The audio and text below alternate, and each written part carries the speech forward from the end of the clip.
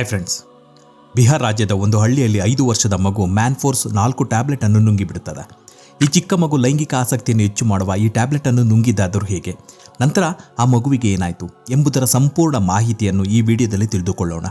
ಅದಕ್ಕೂ ಮುಂಚೆ ಇದೇ ಮೊದಲ ಬಾರಿಗೆ ನಮ್ಮ ಯೂಟ್ಯೂಬ್ ಚಾನಲನ್ನು ನೋಡ್ತಾ ಇದ್ದರೆ ದಯವಿಟ್ಟು ಸಬ್ಸ್ಕ್ರೈಬ್ ಮಾಡ್ಕೊಳ್ಳಿ ಮತ್ತು ಬೆಲ್ಲೈಕನ್ ಒತ್ತುವುದನ್ನು ಮರಿಬೇಡಿ. ಸೆಕ್ಸ್ನಲ್ಲಿ ಆಸಕ್ತಿಯನ್ನು ಹೆಚ್ಚಿಸಿಕೊಳ್ಳಲು ಮತ್ತು ಹೆಚ್ಚು ಹೊತ್ತಿನ ಸೆಕ್ಸ್ನ ಆಸೆಯಿಂದ ಹಲವು ಮಂದಿ ಟ್ಯಾಬ್ಲೆಟ್ಗಳನ್ನು ಅಥವಾ ಉದ್ದೀಪನ ಔಷಧಿಗಳನ್ನು ತೆಗೆದುಕೊಳ್ತಾರೆ. ಅದರಲ್ಲಿ ಈ ಮ್ಯಾನ್ಫೋರ್ಸ್ ಟ್ಯಾಬ್ಲೆಟ್ ಕೂಡ ಒಂದು. ಇದನ್ನು ತೆಗೆದುಕೊಂಡರೆ ಮನುಷ್ಯ ತನ್ನ ಸೆಕ್ಸ್ನಲ್ಲಿ ಪರಾಕಾಷ್ಠೆಯನ್ನು ಹೊಂದುತ್ತಾನೆ. ಕೇವಲ ಒಂದೇ ಒಂದು ಟ್ಯಾಬ್ಲೆಟ್ನಿಂದ ಎಂಥ ಶಕ್ತಿಯುಳ್ಳವರು ನಿಶಕ್ತರಾಗಿಬಿಡ್ತಾರೆ. ಅಷ್ಟರ ಮಟ್ಟಿಗೆ ಇದು ತನ್ನ ಕಾರ್ಯವನ್ನು ನಿರ್ವಹಿಸುತ್ತದೆ. ಆದರೆ ಇಲ್ಲಿ 5 ವರ್ಷದ ಮಗು ನುಂಗಿರುವುದು 4 ಟ್ಯಾಬ್ಲೆಟ್ಗಳನ್ನು. ಆ ಮಗುವಿನ ಪರಿಸ್ಥಿತಿ ಏನಾಗಿರಬಹುದು? ಕೇಳುತ್ತಿದ್ದರೆ ನಿಜಕ್ಕೂ ನಿಮಗೂ ಒಮ್ಮೆ ಆಶ್ಚರ್ಯವಾಗಬಹುದು. ಈ ಘಟನೆ ಸತ್ಯವಾಗಿ ನಡೆದಿರ್ತದೆ. ಬಿಹಾರದ ಕಗಾರಿಯಾ ಎಂಬ ಹಳ್ಳಿಯಲ್ಲಿ ವಾಸವಿದ್ದ ಒಂದು 5 ವರ್ಷದ ಹುಡುಗ ಇದುವರೆಗೂ ಯಾರು ಮಾಡದ ಕೆಲಸವನ್ನು ಮಾಡಿರ್ತಾನೆ. ಅಂದು 2022 ಫೆಬ್ರವರಿ 26ನೇ ತಾರೀಕು ದಂಪತಿಗಳು ಅಳುತ್ತಾ ಮಗುವೊಂದನ್ನು ಎತ್ತಿಕೊಂಡು ಗಾಬರಿಯಿಂದ ಸರ್ದಾರ್ ಜಿಲ್ಲಾ ಆಸ್ಪತ್ರೆಗೆ ಓಡೋಡಿ ಕರೆದುಕೊಂಡು ಬರ್ತಾರೆ. ಆ ಮಗುವನ್ನು ಡಾಕ್ಟರ್ಗಳು ಎಮರ್ಜೆನ್ಸಿಗೆ ಕರೆದುಕೊಂಡು ಹೋಗ್ತಾರೆ. ಡಾಕ್ಟರ್ ಮಗುವನ್ನು ಚೆಕ್ ಮಾಡ್ತಾರೆ.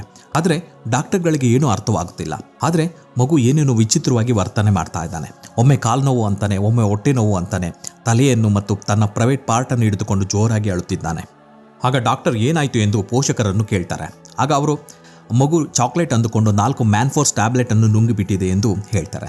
5 ವರ್ಷದ ಮಗುವಿಗೆ ಏನು ಗೊತ್ತು? ಇದು ಚಾಕ್ಲೇಟ್ ಅಂದುಕೊಂಡಿರ್ತದೆ. ತಾನು ತಿಂದಿರುವುದು ಚಾಕ್ಲೇಟ್ ಅಲ್ಲ, ಅದೊಂದು ಔಷಧಿ ಎಂಬುದು ಆ ಮಗುವಿಗೆ ಗೊತ್ತಿಲ್ಲ. ಕುಟುಂಬಸ್ಥರು ಹೇಳಿದ ಈ ಮಾತನ್ನು ಕೇಳಿದ ವೈದ್ಯರಾದ ಅಲಿ ಅವರು ಒಮ್ಮೆ ಆಶ್ಚರ್ಯಚಕಿತರಾಗ್ತಾರೆ. ನಂತರ ಆ ಮಗು ತುಂಬ ಬೆವರುತ್ತಿದ್ದಾನೆ. ಮಗುವಿನ ಪ್ರೈವೇಟ್ ಪಾರ್ಟ್ ಊದಿಕೊಂಡಿದೆ. ಆ ನೋವನ್ನು ತಡೆಯಲಾರದೆ ಮಗು ಒದ್ದಾಡುತ್ತಿದ್ದಾನೆ. ಸಮಯ ಕಳೆಯುತ್ತಾ ಆ ಮಗುವಿನ ಪರಿಸ್ಥಿತಿ ತುಂಬ ಗಂಭೀರವಾಗುತ್ತಿದೆ. ಆದರೆ ಇಂಥ ಸಮಯದಲ್ಲಿ ಏನು ಮಾಡಬೇಕೆಂಬುದು ಡಾಕ್ಟರ್ ಅಲಿ ಅವರಿಗೆ ತಿಳಿಯುತ್ತಿಲ್ಲ. ಏಕೆಂದರೆ ಇದುವರೆಗೂ ಇಂಥ ಕೇಸನ್ನು ಅವರು ಎಂದೂ ನೋಡಿಲ್ಲ ಮತ್ತು ಎಲ್ಲೂ ಕೇಳಿರಲಿಲ್ಲ. ಕೂಡಲೇ ಮಗುವಿಗೆ ನೋವು ಕಡಿಮೆ ಆಗುವ ಔಷಧಿಯನ್ನು ನೀಡಬೇಕಿತ್ತು. ಆದರೆ ಆಲ್ರೆಡಿ 4 ಮಾತ್ರೆಯನ್ನು ನುಂಗಿರುವ ಆ ಮಗುವಿಗೆ ಬೇರೆ ಮೆಡಿಸಿನ್ ಹೇಗೆ ರಿಯಾಕ್ಟ್ ಮಾಡುತ್ತದೆ ಅಥವಾ ಅದು ಮಗುವಿನ ಪ್ರಾಣಕ್ಕೆ ಅಪಾಯವನ್ನು ತಂದುಬಿಟ್ಟರೆ ಎಂದು ಹೆದರುತ್ತಿದ್ದರು. ಆಗ ಡಾಕ್ಟರ್ ಅಲಿ ಪಾಟ್ನಾ ಏಮ್ಸ್ನಲ್ಲಿ ಮಕ್ಕಳ ತಜ್ಞರಾಗಿರುವ ತಮ್ಮ ವೈದ್ಯರ ಸ್ನೇಹಿತರೊಬ್ಬರಿಗೆ ಕರೆ ಮಾಡಿ ಸಂಪೂರ್ಣ ವಿಷಯವನ್ನು ತಿಳಿಸ್ತಾರೆ. ಅವರಿಗೂ ಈ ಮಾಹಿತಿ ಸಂಪೂರ್ಣ ಹೊಸದಾಗಿತ್ತು. ಇದುವರೆಗೂ ಹಲವು ಮಕ್ಕಳಿಗೆ ಚಿಕಿತ್ಸೆಯನ್ನು ನೀಡಿರ್ತಾರೆ, ಆದರೆ ಇಂತಹ ಕೇಸ್ ಇದೇ ಮೊದಲು. ತುಂಬ ಯೋಚಿಸಿದ ನಂತರ ಸದರ ಆಸ್ಪತ್ರೆಯ ಡಾಕ್ಟರ್ ಅಲಿ ಅವರಿಗೆ ಒಂದು ಸಲಹೆಯನ್ನು ನೀಡ್ತಾರೆ. ಮಗುವಿಗೆ ವಾಂತಿಯಾಗುವಂತೆ ಮಾಡಿ. ಇದರಿಂದ ಹೊಟ್ಟೆಯಲ್ಲಿರುವ ಟ್ಯಾಬ್ಲೆಟ್ನ ಅಂಶಗಳು ಆಹಾರದ ಜೊತೆಯಲ್ಲಿ ಹೊರಗೆ ಬಂದು ಬಿಡಬಹುದು. ಎಲ್ಲಿವರೆಗೂ ಆ ಟ್ಯಾಬ್ಲೆಟ್ ದೇಹದಲ್ಲಿ ಇರುತ್ತದೋ ಅಲ್ಲಿಯ ತನಕ ಮಗುವಿಗೆ ಇದರ ನೋವು ಇರುತ್ತದೆ. ಆದ್ದರಿಂದ ಕೂಡಲೇ ಮಗುವಿಗೆ ವಾಂತಿ ಮಾಡಿಸಿ ಎಂಬ ಸಲಹೆಯನ್ನು ನೀಡ್ತಾರೆ. ಆಗ ಡಾಕ್ಟರ್ ಅಲಿ ಉಪ್ಪಿನ ನೀರನ್ನು ಮಗುವಿಗೆ ಕುಡಿಸ್ತಾರೆ. ಮಗು ವಾಂತಿ ಮಾಡಲು ಶುರು ಮಾಡ್ತಾನೆ. ಹೆಚ್ಚು ಕಡಿಮೆ 1 ಗಂಟೆವರೆಗೂ ವಾಂತಿ ಮಾಡಿದ ನಂತರ ಅವನಿಗೆ ಸ್ವಲ್ಪ ನಿರಾಳವೆನಿಸುತ್ತದೆ. ಹಾಗೆ ನೋವು ಕಡಿಮೆ ಆಗ್ತಾ ಬಂತು.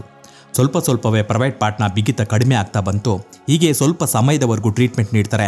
ನಂತರ ಮಗು ಮೊದಲಿನಂತೆ ಲವಲವಿಕೆಯಿಂದ ಆಟವಾಡಲು ಶುರು ಮಾಡ್ತಾನೆ. ವೈದ್ಯರು ಮತ್ತೆ ಏನು ಸಮಸ್ಯೆ ಇಲ್ಲ ಎಂದು ಮಗುವನ್ನು ಡಿಸ್ಚಾರ್ಜ್ ಮಾಡ್ತಾರೆ. ಆದರೆ ಇಲ್ಲಿ ಯೋಚಿಸಬೇಕಾಗಿರುವುದು ಮತ್ತೊಂದು ವಿಷಯವೇನೆಂದರೆ, ಈ ಮ್ಯಾನ್ಫೋರ್ಸ್ ಟ್ಯಾಬ್ಲೆಟ್ ಆ ಮಗುವಿನ ಕೈಗೆ ಸಿಕ್ಕಿದಾದರೂ ಹೇಗೆ? ಅಕಸ್ಮಾತ್ ಅವರ ತಂದೆ ಈ ಮಾತ್ರೆಯನ್ನು ತೆಗೆದುಕೊಳ್ತಿದ್ದರೆ ಅದನ್ನು ಮಗುವಿಗೆ ಸಿಗದಂತೆ ಮುಚ್ಚಿಟ್ಟಿರ್ತಾರೆ.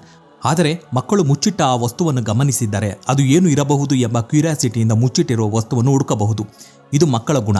ಆ ಮಗು ತನ್ನ ತಂದೆ ಮುಚ್ಚಿಟ್ಟ ಆ ಟ್ಯಾಬ್ಲೆಟ್ ಅನ್ನು ಗಮನಿಸಿ ಅದನ್ನು ಹುಡುಕಿ ತಿಂದಿರ್ತಾನೆ. ಒಮ್ಮೆ ಯೋಚಿಸಿ ಫ್ರೆಂಡ್ಸ್, ಅಕಸ್ಮಾತ್ ಪಾಟ್ನಾ ಏಮ್ಸ್ ಡಾಕ್ಟರ್ ವಾಂತಿ ಮಾಡಿಸಲು ಸಲಹೆ ನೀಡಿಲ್ಲವಾಗಿದ್ದರೆ ಆ ಮಗುವಿನ ಸಾವು ಕೂಡ ಸಂಭವಿಸುತ್ತಿತ್ತು. ಲೈಂಗಿಕ ಆಸಕ್ತಿಯನ್ನು ಹೆಚ್ಚಿಸುವ ಇಂಥ ಮಾತ್ರೆಯನ್ನು ತೆಗೆದುಕೊಂಡು ವ್ಯಕ್ತಿಯು ನಿಜಕ್ಕೂ ಒಮ್ಮೆ ಪ್ರಾಣಿಗಳ ರೀತಿಯಲ್ಲಿ ವರ್ತಿಸುತ್ತಾನೆ. ಅದು ಕೇವಲ 1 ಮಾತ್ರೆಯಿಂದ. ಆದರೆ ಇಲ್ಲಿ ಮಗು ನುಂಗಿರುವುದು 4 ಮಾತ್ರೆಗಳೆಂದರೆ ಎಷ್ಟು ಭಯಂಕರವಾಗಿರ್ತದೆ. ಬೇಸಿಕ್ ನಾಲೆಡ್ಜ್ಗೋಸ್ಕರ ಹೇಳುವುದಾದರೆ ಮ್ಯಾನ್ಫೋರ್ಸ್ ಎಂಬುದು ಒಂದು ಬ್ರ್ಯಾಂಡ್ನ ಹೆಸರಾಗಿರ್ತದೆ.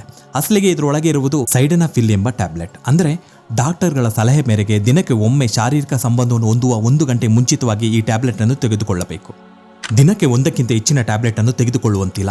ಯಾರು ಮೊದಲ ಬಾರಿಗೆ ಈ ಔಷಧಿಯನ್ನು ತೆಗೆದುಕೊಳ್ತಾರೋ ಅವರಿಗೆ 25 mgಯಿಂದ ಶುರು ಮಾಡಲು ಸಲಹೆಯನ್ನು ನೀಡ್ತಾರೆ. ಆದರೆ ಇದರಿಂದ ಪ್ರಯೋಜನವಾಗಲಿಲ್ಲವಾದರೆ ಮಾತ್ರ mgಯನ್ನು ಜಾಸ್ತಿ ಮಾಡ್ತಾರೆ.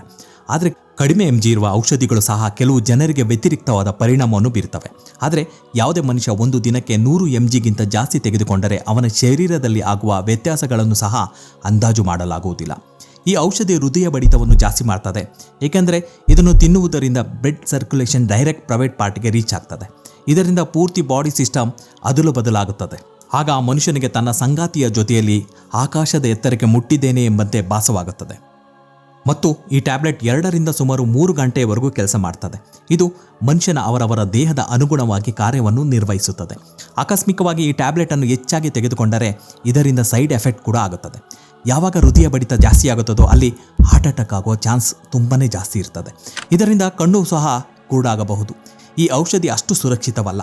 ಆದ್ದರಿಂದ ಡಾಕ್ಟರ್ಗಳ ಸಲಹೆ ಇಲ್ಲದೆ ತಮ್ಮ ಇಚ್ಛೆ ಬಂದ ಹಾಗೆ ಈ ಔಷಧಿಯನ್ನು ತೆಗೆದುಕೊಂಡರೆ ಸುಖ ಪ್ರಣಯ ಅನುಭವಿಸಲು ತೆಗೆದುಕೊಂಡದ್ದು ಜೀವನವನ್ನೇ ಬರ್ಬಾದ್ ಮಾಡಿಬಿಡಬಹುದು. ಆದರೆ ಒಮ್ಮೆ ಇದರ ಅಭ್ಯಾಸವಾಗಿ ಬಿಟ್ಟರೆ ಇದು ಕೂಡ ಒಂದು ಚಟವಾಗಿ ಬಿಡ್ತದೆ. ಪ್ರತಿಯೊಮ್ಮೆ ಸಂಗಾತಿಯೊಂದಿಗೆ ಮಿಲನ ಕ್ರಿಯೆಯಲ್ಲಿ ತೊಡಗುವಾಗ ಈ ಔಷಧಿಯನ್ನು ತೆಗೆದುಕೊಂಡರಷ್ಟೇ ಅದು ಸಾಧ್ಯವಾಗಬಹುದು. ಆದ್ದರಿಂದ ಈ ಔಷಧಿಯನ್ನು ತೆಗೆದುಕೊಳ್ಳುವ ಮುಂಚೆ 100 ಬಾರಿ ಯೋಚಿಸುವುದು ಉತ್ತಮ. ಈ ಔಷಧಿಯನ್ನು ತೆಗೆದುಕೊಳ್ಳಲು ಸಲಹೆ ನೀಡಿದರೆ ಈ ಮಾತನ್ನು ನೆನಪಿನಲ್ಲಿಡಬೇಕಾಗ್ತದೆ.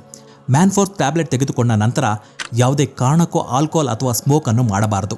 ಏಕೆಂದರೆ ಈ ಔಷಧಿಯಲ್ಲಿರುವ ಗುಣಗಳು ಡ್ರಿಂಕ್ಸ್ನ ಜೊತೆಯಲ್ಲಿ ಬೆರೆತು ಅಲ್ಲಿ ರಿಯಾಕ್ಷನ್ ಆಗಿ ಮನುಷ್ಯನ ಸಾವು ಸಂಭವಿಸಬಹುದು. ಆದ್ದರಿಂದ ಈ ಟ್ಯಾಬ್ಲೆಟನ್ನು ತೆಗೆದುಕೊಂಡ ನಂತರ ಯಾವುದೇ ತರಹದ ನಶೆ ಬರುವ ಪದಾರ್ಥಗಳನ್ನು ಸೇವಿಸಬಾರದು. ನಿಜ ಸ್ನೇಹಿತರೆ, ಇಂತಹ ಯಾವುದೇ ಮಾತ್ರೆಯನ್ನು ತೆಗೆದುಕೊಳ್ಳುವ ಮುಂಚೆ ಅದರ ಸಂಪೂರ್ಣ ಮಾಹಿತಿಯನ್ನು ತಿಳಿದುಕೊಂಡು ಅದನ್ನು ಸೇವಿಸುವುದು ಉತ್ತಮ. ಮತ್ತು ಯಾವುದೇ ಕಾರಣಕ್ಕೂ ಮಕ್ಕಳ ಕೈಗೆ ಎಟಕದಂತೆ ಇದರ ಬಗ್ಗೆ ಜಾಗೃತಿಯನ್ನು ವಹಿಸಬೇಕು. ಸೊ ಇದು ಫ್ರೆಂಡ್ಸ್ ಇವತ್ತಿನ ಈ ವಿಡಿಯೋ ಬಗ್ಗೆ ನಿಮಗೆ ಏನು ಅನಿಸುತ್ತದೆ ಎಂಬುದನ್ನು ದಯವಿಟ್ಟು ಕಮೆಂಟ್ನಲ್ಲಿ ತಿಳಿಸಿ. ಹಾಗೆ ಲೈಕ್ ಆ್ಯಂಡ್ ಶೇರ್ ಮಾಡುವುದನ್ನು ಮರೆಯಬೇಡಿ. ಧನ್ಯವಾದಗಳು ಸ್ನೇಹಿತರೆ.